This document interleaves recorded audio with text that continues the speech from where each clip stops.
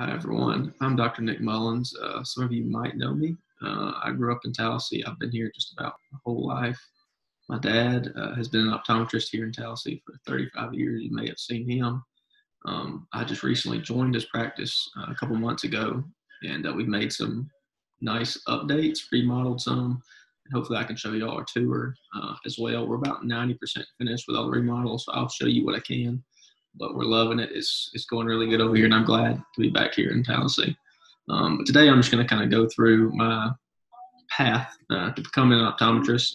And at the end, I put together a little small slideshow just of some cool eye conditions, I think. I think you'll find it pretty interesting. But optometry is awesome. I really love it, and I think you'll find it to be pretty cool.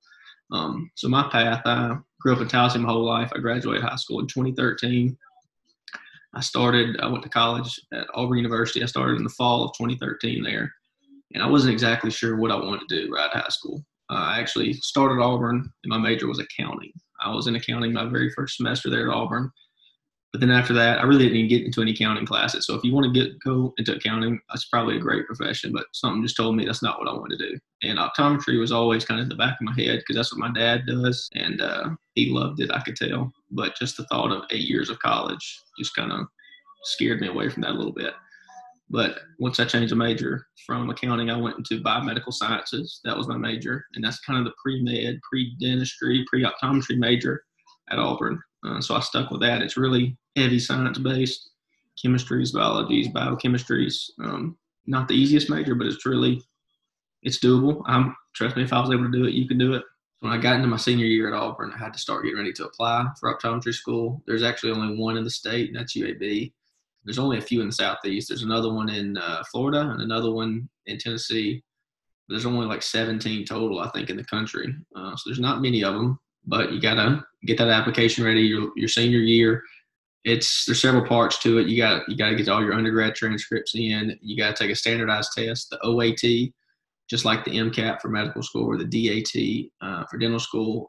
There's several parts to it. There's science part, which I think includes chemistries, biology, biochemistry. There's quantitative reasoning, which is kind of like math stuff, reading comprehension, I believe, and then the physics section. So it's kind of like the ACT, not necessarily a fun test, but you gotta do it. You gotta get it done. Also, they want to see that you've shadowed. Shadowing is a huge thing in this. They want to know that this is what you want to do. And you want to know that too. You want to get out there in the real world and just shadow around and see if this is what you want to do. There's tons of different environments and settings that you can practice optometry. And this is with any career. People would love to have you come shadow them so they can show you exactly what they do and see if that's what you want to do. So I highly recommend do a lot of shadowing and shadow different professions and see, where what you want to do the rest of your life. That's very, very important. And also, you can do some volunteer work. I did a little bit at Camp Smile a Mile, which is a fantastic camp at Lake Martin. They hold several camps throughout the summer at Kalijah, and it's for kids with cancer. It was just so rewarding. Like it was phenomenal. I would do it all over again, and I highly recommend doing some type of volunteer work, shadowing, doing all that. You just want to have a good resume, and they want to know that this is what you want to do, and that you're going to work hard and get it done. Because they don't want people going out to optometry school realizing that's not what they want to do or flunking out or anything like that. So there's several parts of the application, and then if you get accepted or not accepted, but they'll send you requests for an interview. You'll go up there and just do an interview, real laid back, most of them. So don't worry about that. But it's just a fun little process that you got to get through. But then I got accepted into UAB. That's where I wanted to go. My dad actually went to UAB as well for optometry school, and he graduated there in 1985. And he also, before that, went to Auburn. His major was in chemistry, though. But we had fairly similar paths in our education career. So I started there in fall of 2017, and I absolutely loved it. There was actually 49 people in my class. 40 were women. There was only 9 of us guys. Now optometry has really switched the profession to a lot of women, less men. My dad said when he was in school, it was the other way around. It was about 70-30 or 80-20 men to women. Now it's the exact opposite. Tons of women. It's a great career. It's a great profession. Very clean. You don't really get too dirty, not that much. Eyes are really cool, but I loved optometry school. Once you're able to kind of focus and see the light at the end, like this is stuff that I'm going to use the rest of my life. This is knowledge it's not waste. It doesn't feel like a waste at all. So it was very interesting. I loved optometry school. You make fantastic friendships that are going to last a lifetime.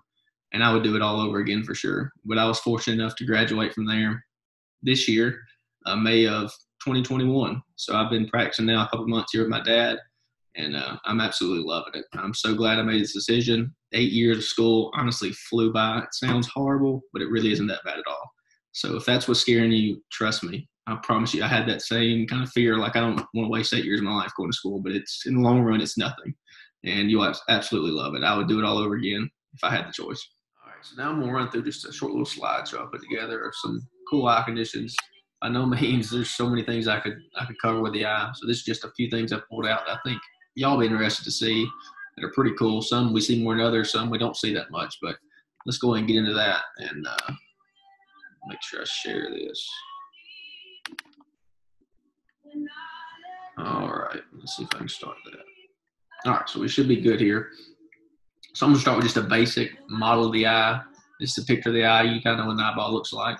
But you've got the front surface of the eye. This is a clear membrane. You can't see it. You're actually looking through it right here. There's a clear membrane on the front of the eye called the cornea. A lot of things can affect the cornea. Then you've got the colored part of your eye right there. This is the colored part. That's called the iris. It's actually a muscle. It controls your pupil size. The pupil is just a black hole in the center. It's not an actual structure. It's just a black space right there. And you may have heard the term dilate your eyes. When we dilate your eyes, we want to make this pupil as big as we can so that we can shine a light through here and see the back structures of your eye, the retina, the nerve, the macula, all of that. So when we dilate your eyes, that's what we do. But this pupil naturally responds to light. When you're outside and it's bright, your pupil gets small, so that it makes the light not as bright. But now when you're in a dark place, your pupil actually gets big, and that's how it responds to light. But when we dilate your eyes, it knocks out that response. So we can shine a light in there, and it's not going to get small on us. It's going to stay big. And depending on the drop we use, the one we mainly use is just going to make it last a couple hours, and you go back to normal. That's what it means when we dilate your eyes. So you've got the cornea, the iris, the lens. There's actually a natural lens in the eye. It's right behind the color part. But that lens focuses the light and helps you see clearly. People that are nearsighted, the light in their eye focuses in front of the retina. We want the light to focus on the retina. People that are nearsighted, the light focuses in front of the retina. We put them in some glasses. We push that back to the retina and makes them see clearer. People that are farsighted, the light focuses too far behind the retina. We put a lens in front. It focuses the light back on the retina, and that makes them see clearly. But this lens, over time, you've heard of a cataract, can get cloudy. If you live long enough, everybody's going to get a cataract. It's just natural aging of this lens that causes it to get cloudy, and your vision just can't get clear anymore. So cataract surgery, most common surgery done in the U.S. today, they pull that cloudy cataract out through a small incision, put in a clear implant, and you're good to go. So that's what a cataract is. And then now we've got the vitreous right here. That's just a big open space, but there's jelly called the vitreous that fills this open space, the posterior chamber. And you've got the retina. The retina is the back layer of the eyeball. It is very important. That has all the relays, all the signals for interpreting the image you see. And there's a bunch of nerve fibers that go out and spread out to the retina, and they run through the optic nerve here. And this optic nerve sends information to the brain, and that's how you perceive what you see. And how, I mean, it's very, very fascinating. But the retina is very important, and that's when we dilate your eyes. We're mainly taking a look at the retina, making sure everything's healthy there. Make sure your optic nerve and your macula. The macula is the very center point of your retina. That's where your most detailed vision is. So we want to make sure all of that looks healthy. So let's go on. So the first, I'm going to show you a few conditions just covering the cornea, which is that front layer that I was talking about. This is a very common condition. This is a corneal ulcer. This is mostly caused by people that overwear their contact lenses. The contact lens gets bacteria under it. They're not cleaning it, not taking it out as much as they're supposed to, and that causes an infection of this clear membrane on the front of the eye. Cornea has tons of nerve endings, so it is very sensitive. So when you get an ulcer on the front of the eye, you're going to know it. It's going to be painful. You're going to be miserable for several days. They can be small. They can be big. They can be off to the side. They can be in the center. So what we're worried about is something right in the middle. This is where light, like I said, light goes through your pupil and goes to your retina. So the very center of your pupil, that's the most important part of your vision, because that's where you're seeing. Light isn't going through here and going through your iris. You're not seeing that. All what your vision is right here in the center of the cornea and center of the pupil, and that goes to your macula, and that's where your most important vision is. So if you get an ulcer right here, the center of your vision, this ulcer, once it heals, is going to leave a scar. We can tell somebody that overwears their contacts just by the look of their cornea, because they'll have signs of where they had previous ulcers. They'll leave around a little scar. So if you're one of the unlucky ones and you get one of these ulcers right here in the middle of your vision, that ulcer is going to leave a scar, and that's going to be like looking through a cloud. So that vision is never going to be good. And there's really not much we can do for that. You can do a transplant of the cornea with a cadaver cornea, but that's very invasive. And like I said, they do them, but not for anybody young, really. And you got to really be up the creek for us to go that route. So if you're one of the unlucky ones that gets an ulcer right here in the center of your vision, you're kind of up the creek for the most part. So I can't stress enough, people that wear contacts, please try not to overwear them. Keep them clean, take care of them, because they can lead to some sight-threatening issues if you're one of the unlucky ones for sure. So this is another cool condition of the cornea. I really don't see this tons, but this is called herpes simplex virus, herpes simplex keratitis, which just means inflammation of the front of the eye of the cornea. But this is a herpes infection of the cornea. This is different than sexually transmitted herpes. This is herpes simplex virus type 1. Sexually transmitted is type 2. Herpes simplex type 1, which is what this is the same thing that causes like fever, blisters, and cold sores, but it can cause an infection on the front of the eye. This is the classic appearance of what it looks like, though. It's these kind of, we call them dendrites, but these kind of little finger-like projections, and that's what herpes looks like on the front of the eye. Kind of pretty, but I just wanted to show you that because it's pretty cool looking. And this is something we actually see a couple times a week. Ulcers are pretty common too. We see those, like I said, a couple times a week. But this is a foreign body. This is just likely a piece of metal that has flew and hit somebody in the front of the eye, and it's gotten lodged in the cornea, that front clear membrane I was talking about. And like I said, we see these several times a day. What we do is just get them out. We either use a little needle, a little cotton tip applicator if we can do it with that. But the thing with these is they will rust. If it's metal, it'll rust within just a couple minutes in the eye. So that'll leave some rust residue that we kind of, once we get the foreign body out, we'll have to get the rust out too, or at least most of the rust, because that'll kind of cause some delayed healing and some inflammation behind if we don't get most of the rust out. But that we see all the time. It's just a foreign body that gets lodged on the front of the eye. And I've actually got a little video here of somebody just flicking one out. Let's see if I can get this to play for you.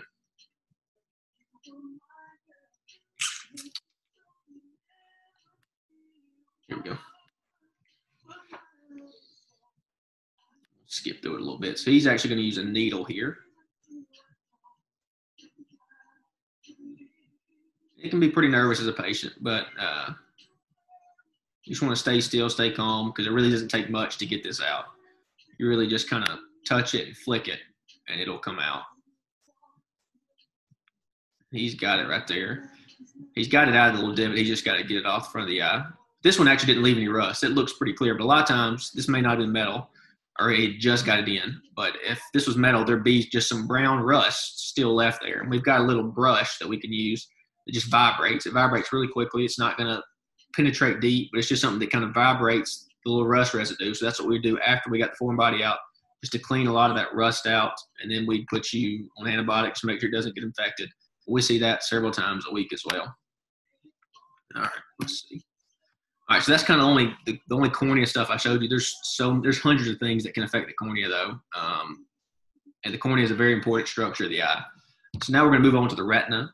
We kind of skipped the iris, the lens, but like I said, there's tons of things that can happen to those as well. I'm just trying to stick to the things I think that you would find interesting in kind of a short period of time. But this is what your actual retina of your eye looks like. This is a real person's retina. It's a picture of it. So when we dilate your eyes and look inside your eyes, this is what we're looking at. We're assessing the optic nerve, which is this circular structure here.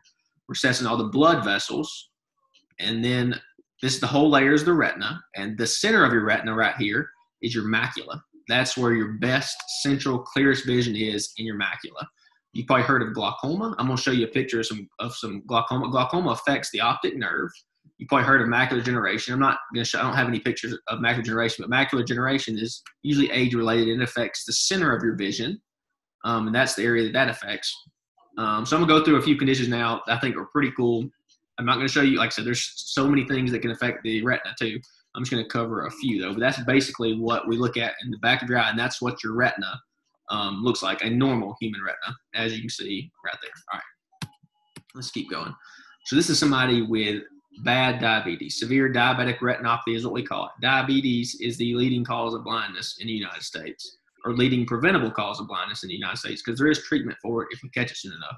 But diabetes is a condition that is caused by high blood sugar. High blood sugar causes the blood vessels in your body, the lining, to be weak, and this can cause your blood vessels to leak. So the eyeball is actually the only place in the body where we can get a live look of what somebody's blood vessels is doing. So if this is happening in the eyeball, it's likely happening in the rest of their body. So for diabetics, we like to see them at least once a year for a dilated exam at minimum. And if we see changes, we see them more than that. But this is somebody with severe diabetic retinopathy. You can see these blood spots. These are small hemorrhages that have occurred. These blood vessels have leaked blood out. These yellow spots are called exudates. That just means there's fluid. This can cause fluid too to build up in the retina. That can be sight threatening as well. But that'll cause your vision to be reduced. But that's another sign we see with diabetes, diabetic retinopathy. These white spots are called cotton wool spots. That's just a sign that that area of the retina is not very nourished. It's lacking for nutrients, so it's a sign of weak retina. So we see cotton wool spots, hemorrhages, and these exudates are common signs with diabetic retinopathy. And depending on how much of that we see, depends whether we refer this person to a retina specialist, and they'll either get a shot in the eye to calm down the fluid, or they'll get laser treatment to kind of, what they'll do, if people that are severe diabetes, they'll do laser, and what they'll do is deaden the peripheral retina, which is the outer retina, with laser. They'll zap it, and that'll cut off the blood supply. The most important part of their eye is the central vision. So if they zap off or kind of zap the retina around there, that'll focus all their blood supply and nutrients to the most important part of their eye, which is the central part of the eye. So that's the theory behind that treatment. Either way, if we catch it, as long as we're seeing you routinely, if we need to send you out, we will, and we can get you treatment. But diabetes is the leading cause of blindness in the United States. This is another picture of diabetic retinopathy. You can see these leaks, this blood is a lot bigger. So the hemorrhages can be small, they can be big. This is a classic boat hemorrhage, what we call it. This blood is leaked out into the vitreous, that jelly I talked about. That's in front of the retina. And with gravity, it kind of settles. And this is a classic, what we call a boat hemorrhage, that's now in the vitreous, and with gravity is settled down here. These are a couple other big blot hemorrhages that have occurred. And like I said, diabetes, and you can actually see, if you look close, these light little green spots. These light green spots here, they're not actually green. This camera just makes it look green. But those spots are places where they zap the retina with a laser to try and lessen the demand of nutrients out there and focus the blood vessels to just nourish the important part of the eye, which is the nerve, the macula, and this area right here, because that's the center of your vision. Your peripheral vision is all of that out there. So that's the theory behind that kind of treatment. Sometimes you need both. You need the laser and you need injections to calm down the leaking in here. But those are the main two treatment options for diabetic retinopathy. The key is to be routinely seen by an eye doctor, and if we need to send you out, we're going to. So this is actually a branched retinal vein occlusion. There's arteries and veins. The arteries in the eye are these smaller ones. The veins are the bigger ones. So arteries supply the retina with nutrients. They bring it to the retina. Veins drain the nutrients, drain the blood away from the retina.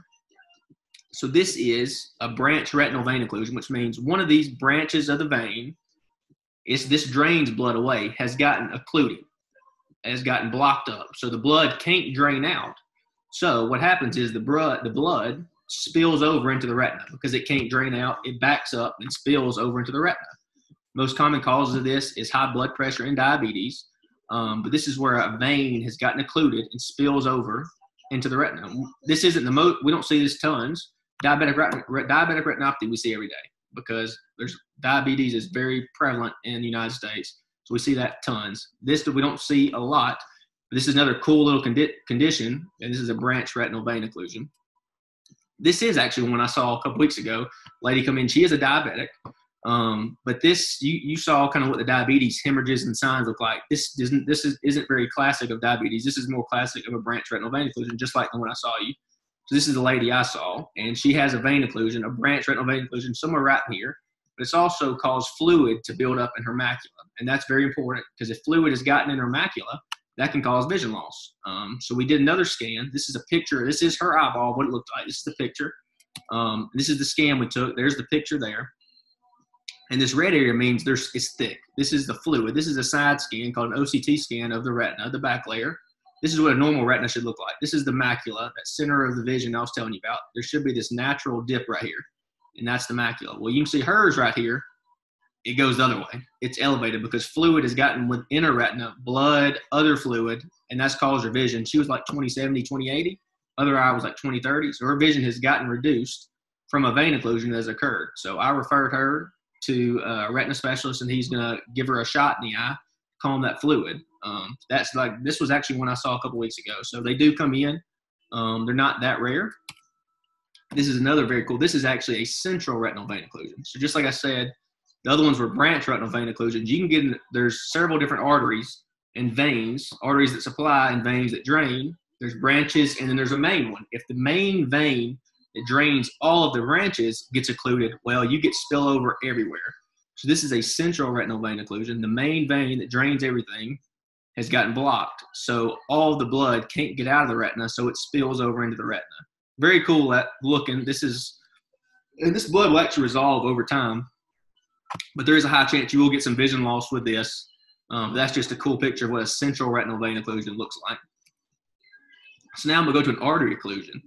Just like the veins can get occluded, the vessels that drain the blood, the ones that supply the retina, the arteries can get occluded as well. So this is a branched retinal artery occlusion. You can actually see the occlusion right here. This is called an embolus. An embolus is just an artifact that gets moved downstream, likely from the carotid or from the heart. But it's just an artifact that breaks off and goes down the blood vessel. And once it reaches a blood vessel that it can't squeeze through, it clogs it up. So this is an embolus that you can actually see in the blood vessel in the eye that has clogged up this artery and has caused this tissue to start to die. So you can see how this looks different than the vein occlusion, because now the blood isn't spilling over. It's not a drainage issue. It's a supply issue. So now blood can't get to this part of the retina. So now this tissue is starting to die, and it's just a branched retinal artery occlusion. It's just this bottom part. You can see the top part looks fine, but it's the artery that supplies this bottom half of the retina is gotten occluded, and now the tissue is starting to die. And this could be a sign of a stroke. This is basically what a stroke is. A stroke is an embolus a stroke is a blockage in the brain, and it's a blockage of blood supply or nutrients or oxygen to the brain. So this is a blockage of blood supply or nutrients to the retina. So if something like this ends up in one of the vessels in the eye, this could easily have happened to one of the blood vessels in the brain and cause the same thing. So if we ever see an artery occlusion in the eye, we immediately refer them to the ER to be checked out for a stroke, because if it can get in the eye, it can happen in the brain. So we want to make sure they're all clear there. So this is basically a stroke of the eye. And now this is a central retinal artery occlusion. You can see all this has died. So like I said, just like there's branches that supply different parts of the retina, there's a main one that the branches then break off and feed the rest. So there's a main one and then branches. So if the main artery gets occluded, well, guess what? The whole eye starts to die. And that's what you can see with this white area. Now, I picked this picture because there's also, you can see right here in the center, this is the optic nerve, that's the macula. It actually looks healthy right here in the center of their vision. 1 in 3 people have an extra artery that supplies the macula, the center of vision. This artery is called a cilioretinal artery. Not everybody has it. 1 in 3 people do, but it's actually unrelated to the central retinal artery, which is what has gotten occluded in this. So this cilioretinal artery comes from a different origin.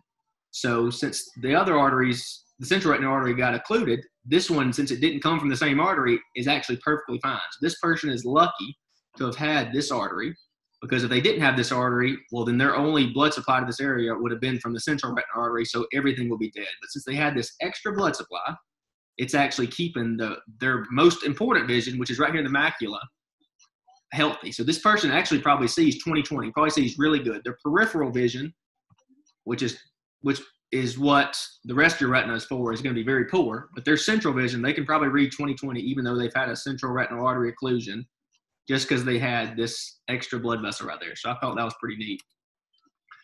So now these are retinal detachments. You've probably heard of a retinal detachment.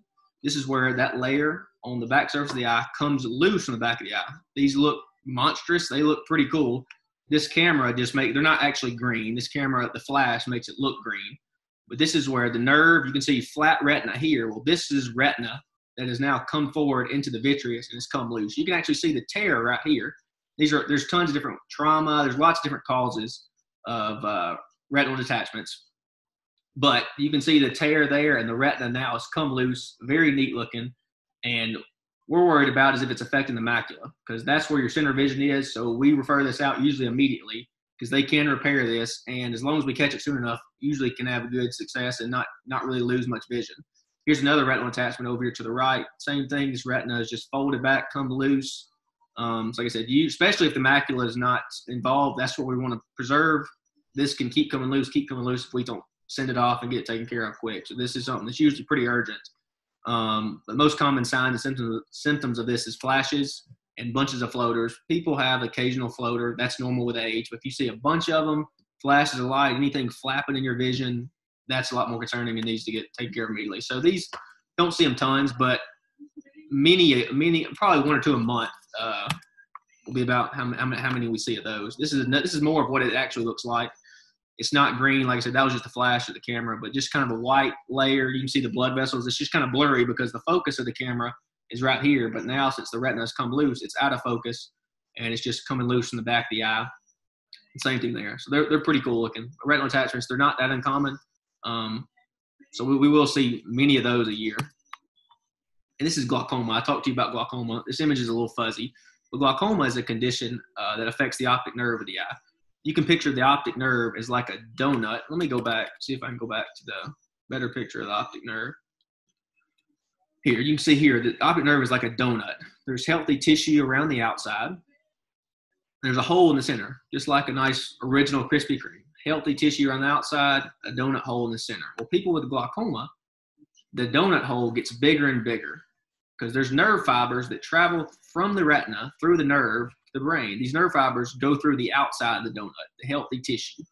And with glaucoma, this donut gets bigger and starts eating at the healthy fibers. So their donut gets bigger and bigger. And then this causes peripheral vision loss usually first. But if it gets so severe and it eats at all their nerve fibers, they can go blind from completely blind from glaucoma. So let me go back to the other picture, even though it's a little fuzzy. You can see this is a normal healthy optic nerve, small donut hole, but healthy donut tissue around. Whereas this person, I mean, you can't even tell if there's any healthy tissue there. This is just a big donut hole is all it is. This is somebody that is it's all the nerve fiber, which is the healthy tissue around, has gotten eaten out or chewed at. This is usually slow progressive, but high eye pressure is the most common cause of glaucoma. But there are people that have glaucoma that doesn't have eye pressure. But this is this is a picture of severe glaucoma nerve that the healthy nerve fiber, which is the healthy donut tissue on the outside, has now gotten chewed away and is no longer there. So that's what glaucoma looks like. Last thing I'm going to show you is I'm going to give you a brief look at some visual fields. Visual fields are something we do, people with glaucoma and other conditions, but I thought this would be cool. Based on somebody's visual field, it's a peripheral vision test. You sit in a bowl, you press a button, you stare at a dot right in the center, and it tests your peripheral vision, one eye at a time. We cover up the other one because we want to see how your peripheral vision is doing. And if you, based on the field that we see, it'll print out what spots you can see, what spots you can't see. We can determine where a lesion or where a stroke happened in the brain. And based on all these marks right here. So I'm going to show you just a couple examples of that. So this is somebody who took a visual field, right eye, left eye, and the left side of their vision is kind of gone in both eyes. Left side in both eyes. And based on that, knowing, you can see right here 6. This is left eye, both sides. This means they either had a stroke or some issue in the back right, on the right side of the brain. So that's what we need. If they're both sides of the left vision is out, then we know something happened either back here, a stroke or a tumor, something's going on that needs to get further examined. And here's another one. This is, my picture's kind of blocking it, but this is the opposite. The left side and the left eye is out. The right side and the right eye is out. So that's classic for something that's happened at the chiasm. The chiasm, let me go back, is a crossing of the visual tracts right here in the center. And this would cause a temporal vision, so left vision to be out in the left eye, right vision to be out in the right eye. So this is likely caused by some type of tumor that is pressing on this part of the visual tract and is causing that vision to black out. So based on certain visual fields, we'll do this, like I said, routinely for glaucoma and for just something that's not adding up. If somebody's complaining of weird vision loss, the things in the exam aren't adding up, we'll do a visual field. And if we see something classic like one of these patterns, we can have a good idea of what's causing it, and we will send them for an MRI or a brain scan. And sometimes, like I said, this can be a life-saving thing. So there's tons of things you can see with the eyeballs. It's not just glasses and contacts. There's so many health things. The eyeball is just a window to the rest of your body. So there's so many things that you can see inside the eyes that can honestly save your life, save your vision. So the eyeball is very interesting. And like I said, I covered, 10 or 15 things. There's hundreds and hundreds of things that can affect the eyes. So the eye is super interesting. If you're ever interested, come shadow us. I'm telling you, optometry is a fantastic career. All right, so I actually want to show you one more thing really quick. I had a patient come with something really cool this morning. So let me share my screen again. Let's see. I'm going to go back to this model. I didn't really talk about this, but the sclera is the white part of your eye. That's called the sclera. There's actually a clear membrane in front of it called the conjunctiva, and that's where these little blood vessels are. So let me go to the picture of the patient's eye. That's not it. Let's see. All right. She's a wonderful lady. She come in this morning saying I think she was working with a palm tree plant. She'd been over and it poked her right in the eye. She said it got lodged in there, and sure enough, it did. So you can see right here, the green palm tree plant is there in the side of her eye. It's underneath the conjunctiva, which is, like I said, is that clear membrane in front of the sclera. It did not penetrate the sclera. If it would have penetrated the sclera, I'd have been something more serious, and we would have to send that out. But it was just laying right there beneath the conjunctiva. So I was able to work it like a splinter. The entrance was right over here. So I used a cotton tip applicator and pushed on it from this side and worked it back this direction until I got the end of it exposed. And then I used a pair of forceps and slowly worked it out and was able to get that out of her eye. So you just don't ever know what you're going to see today. That's what makes it fun. Here's just some pictures of the renovated office. We're getting close to being done, still doing a little paint and a little ironing things here. This is some of the complete parts we've got done. Got a lot more glasses than that. Just got to do some more painting. And there's our new exam room, so we're excited. Hopefully I didn't bore y'all too much today. Hope y'all enjoyed it.